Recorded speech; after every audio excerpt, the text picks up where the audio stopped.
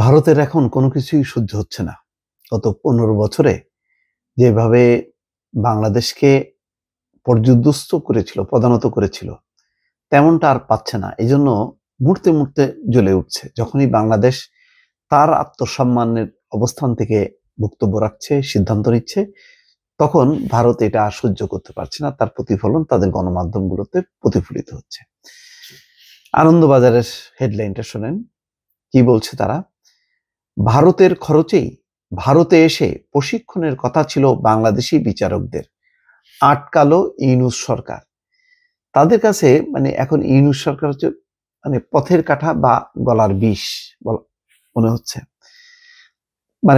ইউনূস হচ্ছে যাবতীয়, যেমন শেখ হাসিনার দুই চোখের বিষ ছিল ইউনূস, ভারতের কাছেও এখন অনেকটা তাই। এখানে কি খবরটা দেখেন, ইন্টারেস্টিং। বাংলাদেশের 50 জন বিচারকের ভারতে প্রশিক্ষণ নিতে আসার কথা ছিল। প্রশিক্ষণের খরচও ভারতেরই দেওয়ার কথা ছিল, কিন্তু সেই প্রশিক্ষণ নিতে আসছেন না বাংলাদেশি বিচারকরা। প্রথমে অনুমতি দেওয়া হলেও রবিবার তা বাতিল করে দেয় অন্তর্বর্তী সরকার। মধ্যপ্রদেশের ভোপালে ন্যাশনাল জুডিশিয়াল একাডেমির এবং স্টেট জুডিশিয়াল একাডেমিতে 10 থেকে 20 ফেব্রুয়ারি ওই প্রশিক্ষণে আসার কথা ছিল বাংলাদেশের বিচারকদের।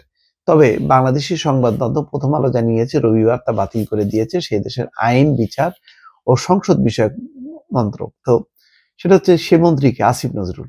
কিন্তু তারা বারবার ইউনূসকে টার্গেট করছে।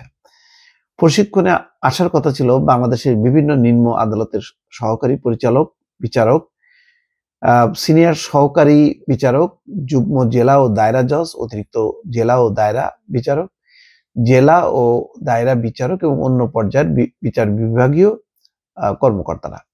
প্রথম আলো অনুসারে বাংলাদেশের সুপ্রিম কোর্টের পরামর্শের ভিত্তিতে গত 30শে ডিসেম্বর সেই দেশের আইন মন্ত্রণালয় 50 জন বিচার বিভাগীয় কর্মকর্তাকে প্রশিক্ষণে আসার অনুমতি দেয়। বাংলাদেশ সরকারি সংবাদ সংস্থা বাসস শনিবার এই বিষয়ে একটি প্রতিবেদন প্রকাশ করে। সেখানে আরো জানানো হয়, বাংলাদেশের আইন মন্ত্রণালয় থেকে 50 জন বিচারককে ভারতে প্রশিক্ষণ নিতে আসার অনুমতি দেওয়া হয়েছে। এই মর্মে একটি বিজ্ঞপ্তিও প্রকাশ করা হয় মন্ত্রণালয়ের পক্ষ থেকে। মন্ত্রণালয়ের উপসচিব আবুল হাসনাতের সই করা হয়েছে। বলা হচ্ছে যে এই খরচ ভারত বহন করবে। বাংলাদেশ সরকারের কোনো আর্থিক সংযোগ নেই এই প্রশিক্ষণে। তবে প্রথম আলো জানিয়েছে ওই অনুমতি রোববার বাতিল করে দেওয়া হয়েছে। অনুমতি বাতিলের কথা জানিয়ে বাংলাদেশের পররাষ্ট্র মন্ত্রণালয়, নির্বাচন কমিশনের সচিবালয় এবং সেই দেশের সুপ্রিম কোর্টের রেজিস্ট্রার জেনারেল সহ সংশ্লিষ্ট সব পক্ষকে জানানো হয়। গত আগস্ট মাসে আওয়ামী লীগ সরকারের পতনের পর থেকে ভারত বাংলাদেশ কূটনৈতিক সম্পর্ক ঘিরে টানাপোড়েন শুরু হয়েছে। সরকার পতনের পর শেখ হাসিনা ভারতে আশ্রয় নিয়েছিলেন। সম্প্রতি হাসিনাকে ফেরত চেয়ে বাংলাদেশের অন্তর্বর্তী সরকার একটি কূটনৈতিক বার্তা পাঠিয়েছে ভারতকে। দিল্লি থেকে সেটির প্রাপ্তি স্বীকার করা হয়েছে, তবে ভারত কি পদক্ষেপ নেবে তা এখনো সরকারিভাবে জানানো হয়নি। এদিকে হাসিনার পতনের পর বাংলাদেশের বিভিন্ন সময় সংখ্যালঘুদের উপর বিচারের অভিযোগ উঠে এসছে।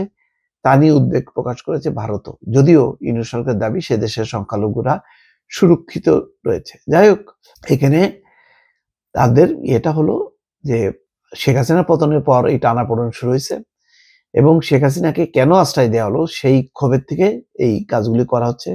এর মধ্যে চিন্ময় দাসের কথাটা তারা আনছে, সংখ্যালঘুদের অত্যাচারের কথা বলছে।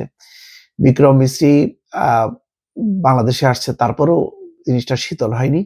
অর্থাৎ বলা হচ্ছে যে তাদের মূল বক্তব্য যে এক ধরনের প্রতিশোধমূলক একটা পদক্ষেপ বাংলাদেশ নিচ্ছে ভারতের ব্যাপারে। ভারত খুব আগ্রহী, কিন্তু বাংলাদেশ আগ্রহী না। এটাই তারা বোঝানোর চেষ্টা করছে। দর্শক ভালো থাকবেন। আল্লাহ হাফেজ।